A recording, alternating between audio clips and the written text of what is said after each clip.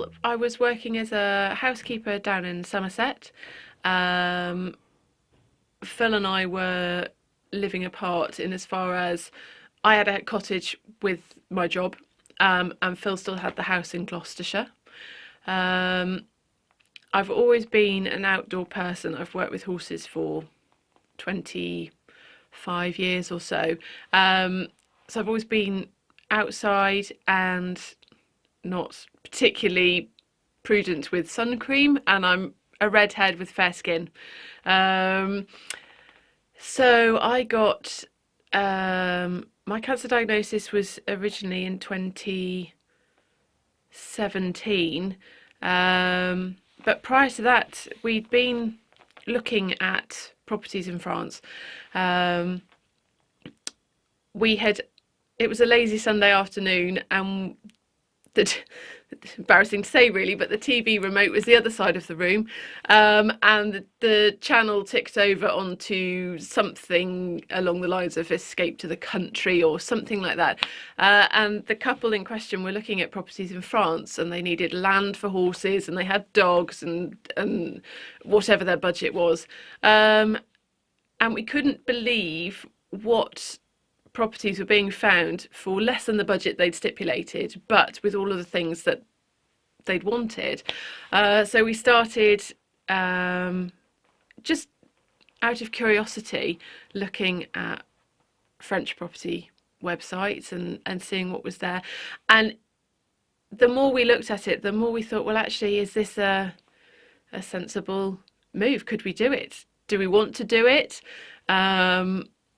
And the more we looked and the more we sort of explored France virtually, we hadn't made any plans to visit France. The more we explored France through the internet, the more we thought, actually, maybe this is what we want to do.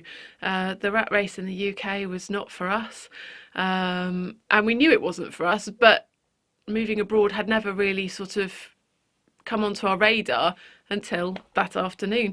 So we spent about 18 months looking at properties and what did we want, what could our budget be? If we had this budget, what would we get? What did we want from that? And eventually we settled on a shortlist. I mean, we looked at thousands of properties, but eventually we settled on a shortlist and made plans to visit France and have a week of house hunting. And it was in October. We came out for a week, looked at a load of properties, of which one is now our house, our family home. And we bought the following January, and I got my cancer diagnosis then in the late June, I think it was, the same year, but I'd already sort of moved to France, mentally at least, but we'd been out to France working on the house, so we'd started work in the June. So to then get a cancer diagnosis upon arrival, basically, was a real blow, and a shock to the system. And it's funny, I thought I'd sort of had the conversation in my head that, if I get a cancer diagnosis, okay, well, they've removed the offending mole, so okay, fine, it's done, it's dusted. But actually, when you have that phone call and then they say, oh, you need more surgery, we'll get you booked in, it's a real shock to the system. And no matter how prepared you think you're going to be, I don't think you actually ever are fully prepared. And I was on my own. Phil had gone back to the UK. He was still working in the UK. So I was here in France on my own, and I received that phone call. So I had to go back to the UK for surgery. Albeit I think it took 8 weeks for that to actually come around. But, get back to the UK, you need to be back in the UK. So that was my summer in France, working on the house, totally scuppered.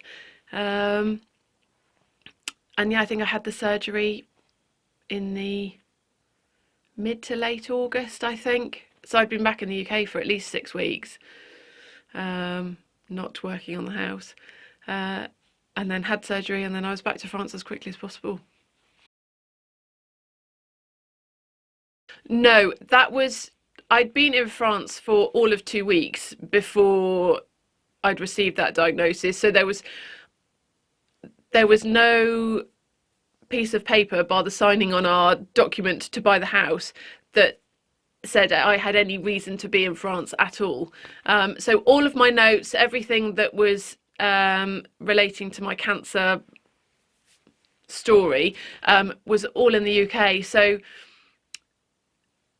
sort of the initial thing was, right, well, let's deal with it in a country where I speak the language. They have all the information they need. They know what they're doing. Not to say the French system wouldn't, of course, but they have their course of action, and I'm already in the system.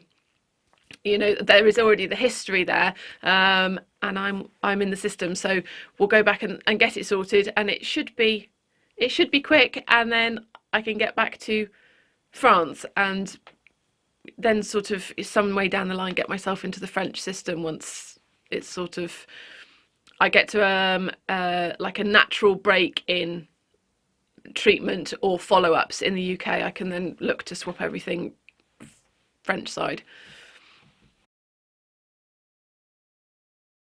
Yes, so I had a few follow-up sessions still in the UK. So I was in France, I travelled back to the UK. And I mean, literally, it was a follow-up appointment of maybe 15 minutes was all I would get. But I would fly back into the UK, have that follow-up appointment. I think I might have had a scan or two in between as well, all in the UK, and then I'd be back to France. Once I was registered with a local doctor, I went to her and I explained my history. And I didn't even ask particularly about or specifically about getting into the French system from that point of view, but she took it and she ran with it and said, right, well, we'll get you an appointment with a dermatologist, but I'm sorry, there's going to have to be a wait. And having been used to the NHS waiting times, I'm thinking 6 weeks, 8 weeks, whatever. And she said to me, I think the lead time for appointments in with Poitiers dermatology ward is something like 3 weeks, and to me that was nearly as good as a next day appointment. So I got then swept into the French system. I was in the process of setting up a business here, so that sort of sped up the application process for my health cover in France anyway. So I never directly paid for anything here. It was, I brought it up in my appointments of, I'm in the system, but I'm not official. And they said, don't worry about it. All the paperwork will be sorted. We just worry about you for now. So I never actually paid for anything. Scans, I had more scans than I ever anticipated. But they left no stone unturned. So I had all manner of scans of different sorts, and with considerably more regularity than I was getting in the UK.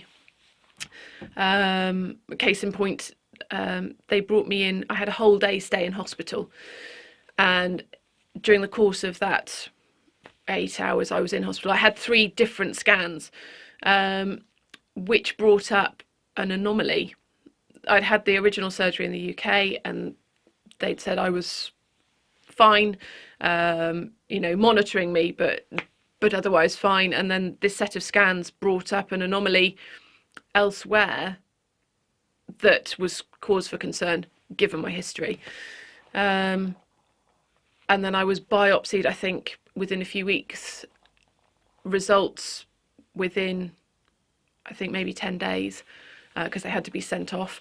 And then back in for more surgery in the March, I think, of 2019. And then they started me on a drugs trial in the April of 2019. Yes, in as far as the thoroughness of everything that I had. So I was given TEP scans, which is a really focused scan on a much to a much greater level of detail than other scans I'd had. But I never had any of that in the UK. I was CT scanned on a regular basis, and then I was given a TEP scan, I think, every 6 months. But the TEP scan I wouldn't have got in the UK. That's too expensive, and didn't warrant that level of monitoring. I saw my dermatologist monthly. I think I was seeing dermatology. It was supposed to be quarterly in the UK, but that timescale was slipping. So it sort of started off at 3 months, but that stretched to 4 months, that became 4.5 months. And it's not a fault of the staff I was dealing with, it's a fault of the system in the UK.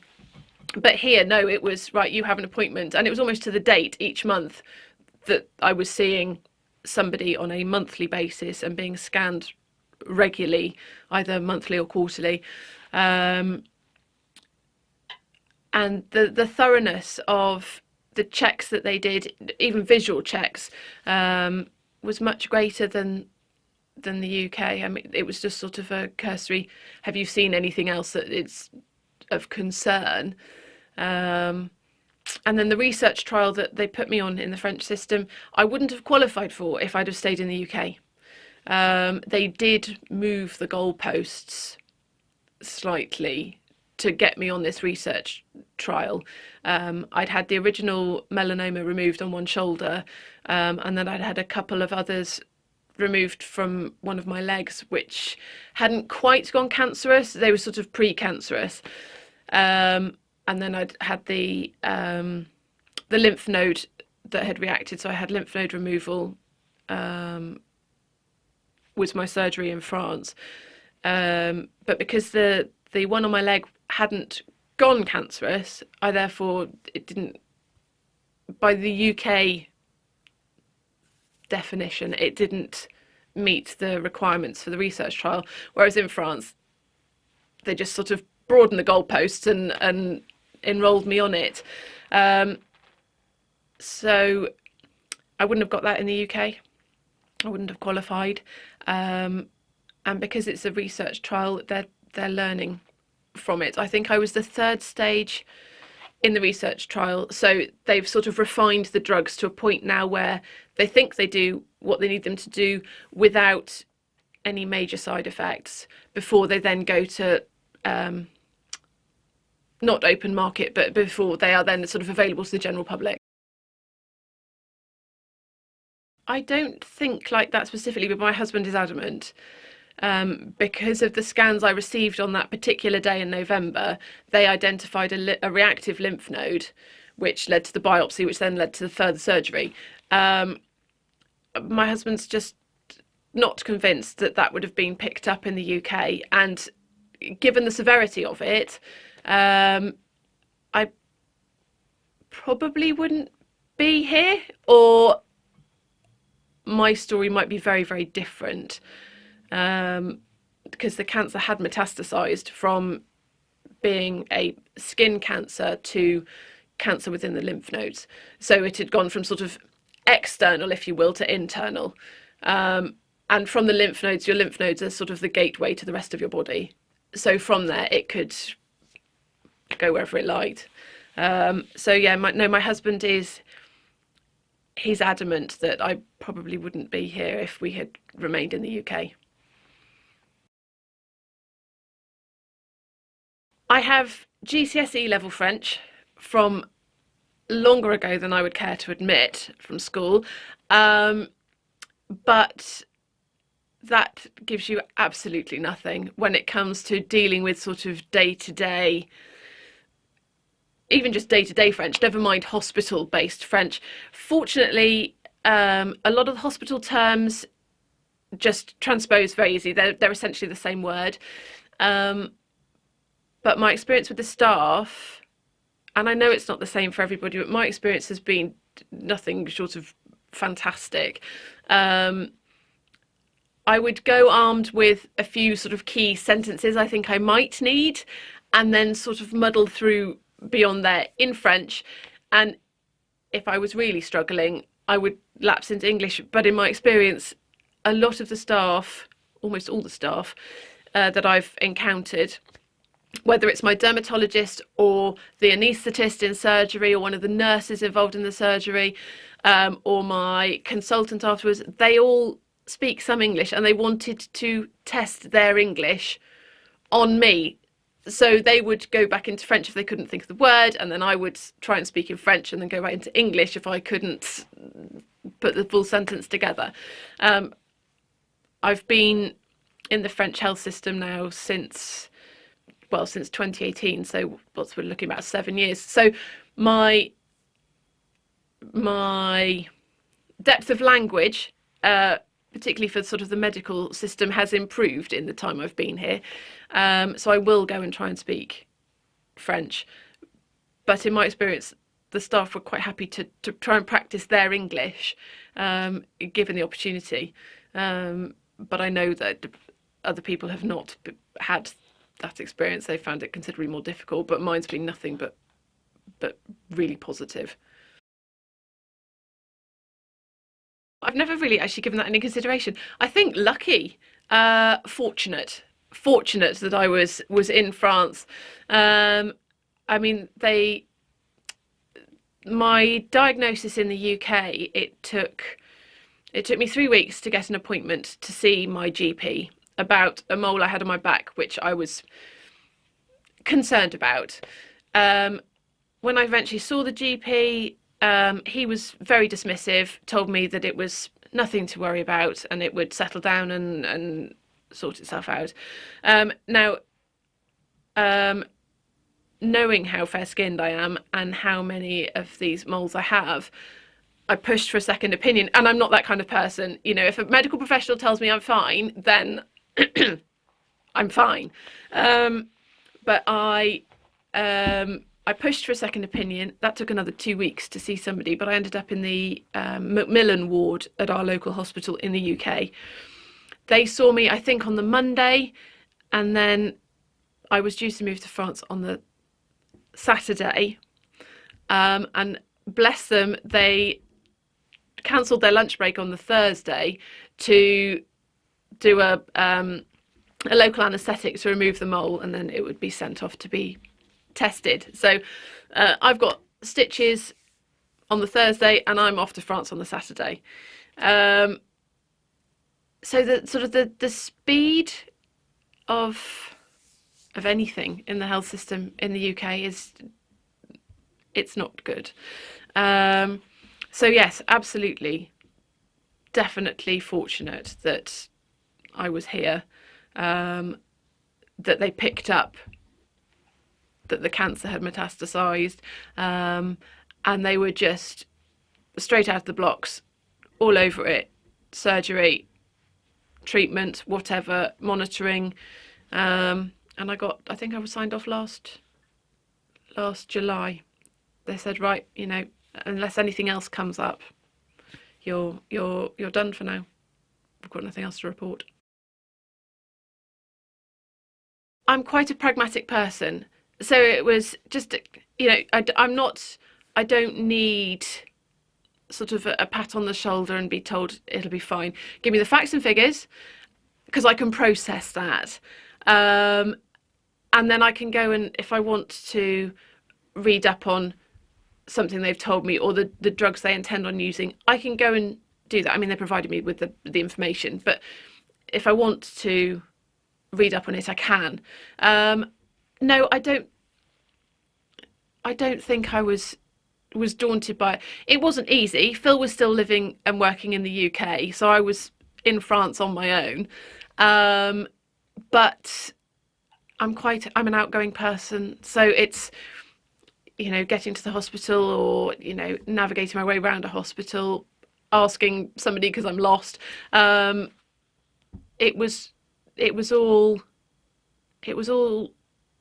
quite easy. But then, as I say, I was very fortunate in that every member of staff that I dealt with all spoke English. So if the wheels fell off completely with my ability to speak French, which happens from time to time, we all have a bit of a mental block. Between us, we could muddle through, and I could find out the information I wanted. But I always had a copy of doctor's notes or scan results and things. So if I wanted to go and transcribe it and translate it myself, I could go and find out that information. No, I didn't have to. If your ailment is life-threatening, then it's all covered by the state. But that said, I mean, I had my carte vitale, and I had set up the top-up insurance, the mutuelle, for anything else. Because I was part of a research trial for the treatment, my fuel costs to get to hospital and back, they were all reimbursed. But otherwise, all of the medical aspects of the cancer were all taken care of. I didn't see any paperwork. I didn't receive any paperwork with facts and figures on it that was, this cost this, your surgery cost that, the drugs cost X, Y, and Z. It was all dealt with behind the scenes, if you like, and it was not something I was ever sort of concerned over. Somebody said to me that it would all be taken care of. I took them at their word, and it was all taken care of. I never had those concerns. Visiting a GP, sort of on a day-to-day basis, if you like, it's all transactional. So I pay up front, and I'm reimbursed through my carte vitale and then my mutuelle. So it may cost €30 to see my doctor, but I receive that money back. I think I probably got into France, the swing of French life, a bit faster, albeit I was loosely governed by hospital appointments, and I had to take I was on 5 tablets a day. I think I took 3 in the morning and 2 in the evening. So I was sort of governed by pill taking for 12 months, and the various rendezvous I had to be scanned, or checkups or whatever. But no, I mean, I've never led a quiet, sedate lifestyle. So the fact that I was trying to renovate a house, trying to start a business, and being treated for cancer, well, just get on with it. just one foot in front of the other and keep going. I was very fortunate that, to the best of my knowledge, I had no side effects from the drugs they put me on. And that's not because they were placebo drugs, because I did check before I started that I could potentially be somebody that's given a placebo. That wasn't the stage in the trial. They'd done the placebo tests. So I was on legitimate drugs for immunotherapy for this type of skin cancer. And I had no side effects. So I could just keep going. Just when I wasn't going to hospital, I was just focused on working on the house, or trying to get the shop up and running, or just life day to day. And then if I had a hospital appointment, well, that ruled out the day, really, based on sort of timings. But no, it wasn't particularly arduous. I know people have had it far harder times than I have. I consider myself very fortunate in that regard. No, so I arrived into France sort of full time. I made the permanent move in March 2018, and had surgery here in March 2019, and then started my business in July 2019. So I'd had surgery, and I was on this course of drugs. So yes, and then, renovating the house as well. I had at least moved into the house. When we first bought the house, I was in a tent in the garden. Not quite glamping, but I wasn't totally slumming it. But yeah, I was in a in a tent in the garden with the dogs, because the house was just too cold to be even in the height of summer. It was warmer living outside in a tent than it was in the house. But yes, those who started the business in 2019. So on top of everything else, why not add something else to the mix? Oh, it definitely wasn't habitable by most people's standards. But I don't mind. Don't mind. No, that the house was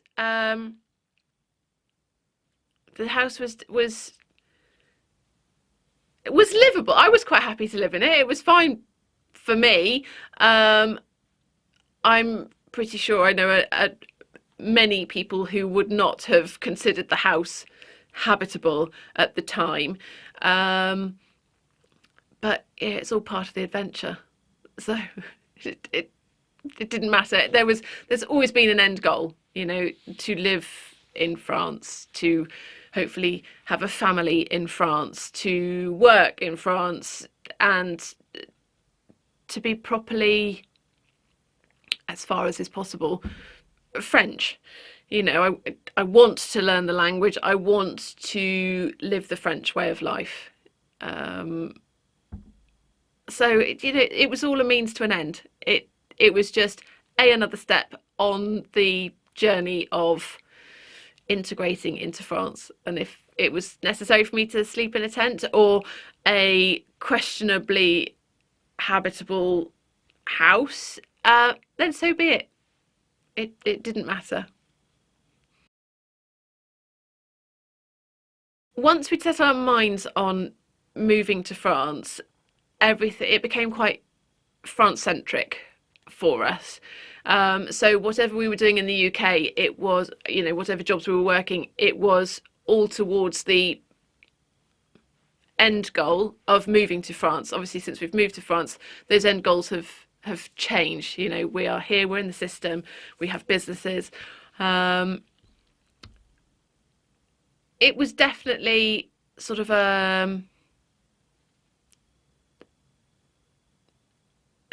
what's the word I want? It was a positive driver to just to keep going. I mean, I've never been one to just sort of roll over. Just keep going. You tell me I can't, well, I'll prove I can. So it was just I had cancer, and that was just a bump in the road, and I just kept going because there were bigger plans. It was the cancer was not going to stop me or slow me down or put a kibosh on anything. It was okay, I've been diagnosed, fine, we can park that, and it's not stopping me from doing all the other things that I want to be doing or need to be doing to achieve the bigger goal. So no, I appreciate for some people it's a totally different story. And their diagnoses are very different, but they'd caught mine in time.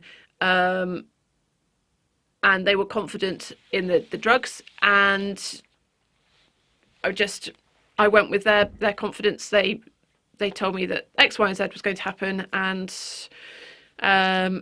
then all being well, if the drugs are as good as they thought they were, then that's that chapter done, dusted, in a box, finished, move on.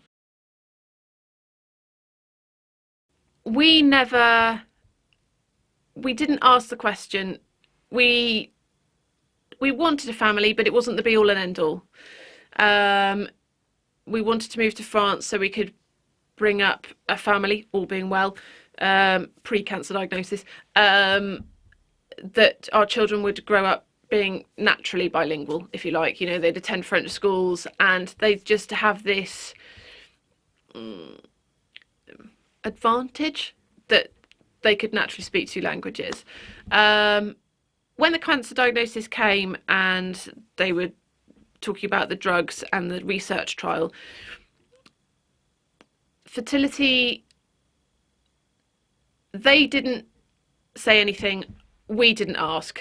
Fundamentally, if I wasn't around, we couldn't have a family anyway. So the focus for us was, let's get this done, get it dusted, and we'll cross bridges later on. They did stipulate that I couldn't fall pregnant whilst I was on the research trial, which was a 12-month window, because they have no idea what the drugs could have done to a developing baby. And they also stipulated that for 4 months post-treatment finishing, I also couldn't get pregnant because they wanted the drugs to get out of my system. But given Phil was living in England, that was that was easy to do. And we had just we'd come to the conclusion separately, but we were both of the same opinion that if we could have kids after this, great. If we couldn't, it wasn't going to be the be all and end all. We would still have our French dream, and I'd just substitute children for dogs, which I think my husband was not thrilled about. Anyway, so the 4-month window post treatment came and went, and at the drop of a hat, I was pregnant, which was fantastic. You know, we were absolutely elated. We had no idea, the medical staff had no idea if it was, they had speculative figures that I was, perhaps there was a less than a 5% chance that we could have kids. But because it was all still research and trial and error and all the rest of it, those figures weren't definitive, they were speculative. And yes, and we ended up pregnant. So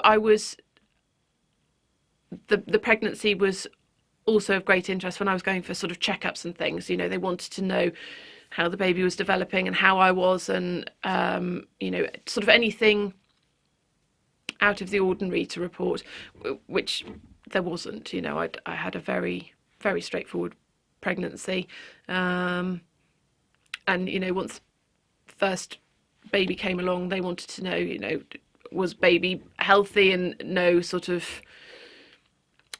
again, nothing to report, because they had no information as to what might happen, or you know, how a baby might respond to, you know, drugs or whatever. But no, you know, healthy baby girl, and sort of beyond sort of the first 6 months or so. After that, the interest, it didn't, not that it waned, it's not that they were disinterested, but there was nothing untoward to report that they might need to sort of further look into. It was, everything was fine and dandy. So so no, it was a wonderful surprise. Yes, yeah.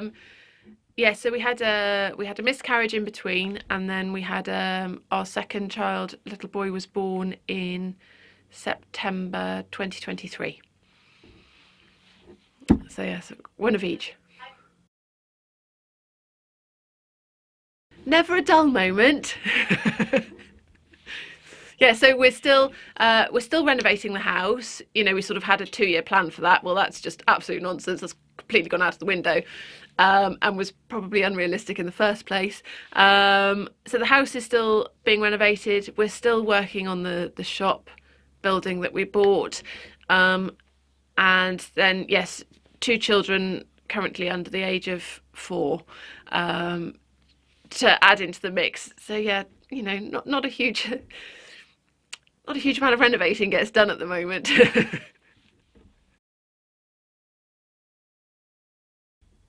In my experience, it's definitely worth digging in and going with it. You know, if your medical staff don't speak any English, well, learn some French phrases, take a neighbour with you that can speak the language.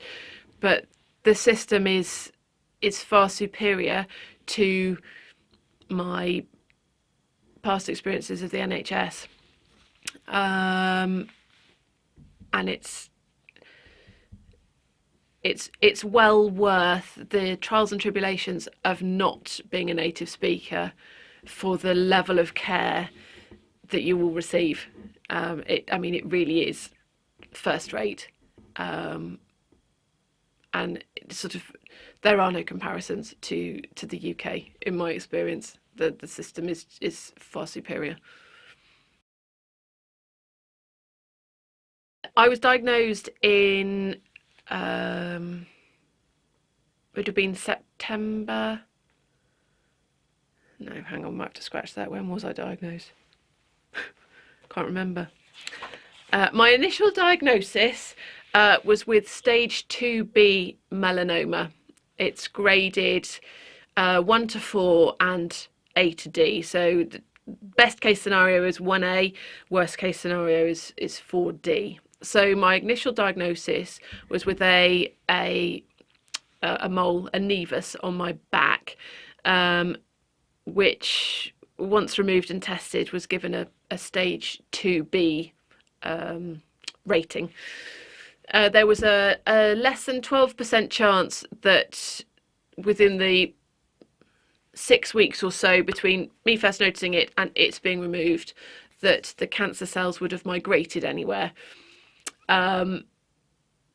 which sounds reassuring, but I, lucky me, fell into that less than 12%, that when they did further tests and tested lymph nodes in the armpit on the same shoulder, they found cancer cells in one of the lymph nodes. So the cancer cells had already migrated. I opted for monitoring. They could have taken out the full set of lymph nodes, but I opted for monitoring. I wanted to get back to France and wanted to get on with the life I wanted to create in France. So I opted for the monitoring rather than further surgery.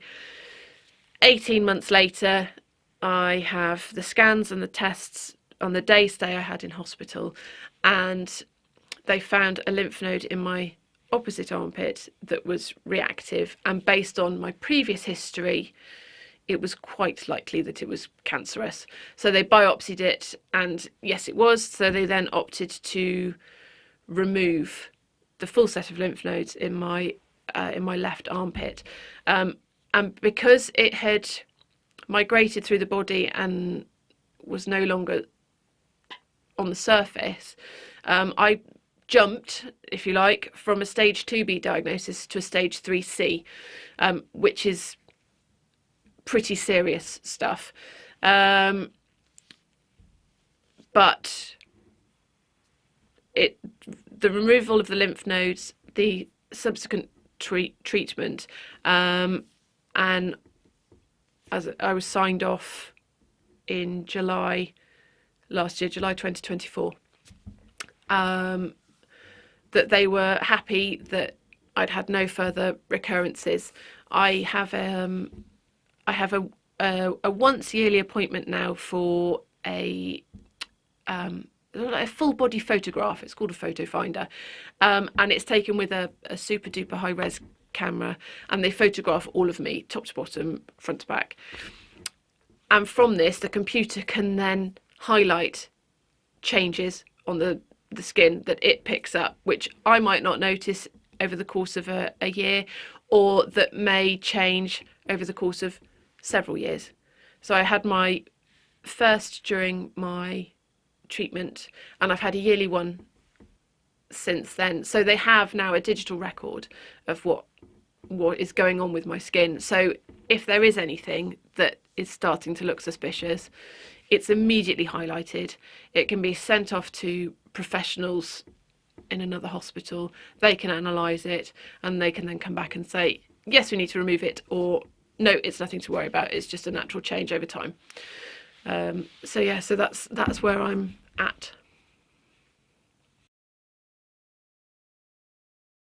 I think the French system, unlike the UK system, the French system sort of takes your symptoms and works backwards. So they start at the sort of the worst case scenario it could possibly be, and then they work back from there. Whereas in the UK, they start at the, hypothetically, you turn up with a headache.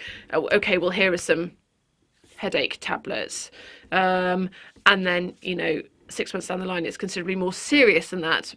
Whereas in France, they would take the worst case scenario that headache could be, and they tick things or scratch things off the list working backwards. So they take that worst case diagnosis and it's not that, so they go to the next worst and it's not that, and eventually it's just a headache and they give you some headache tablets.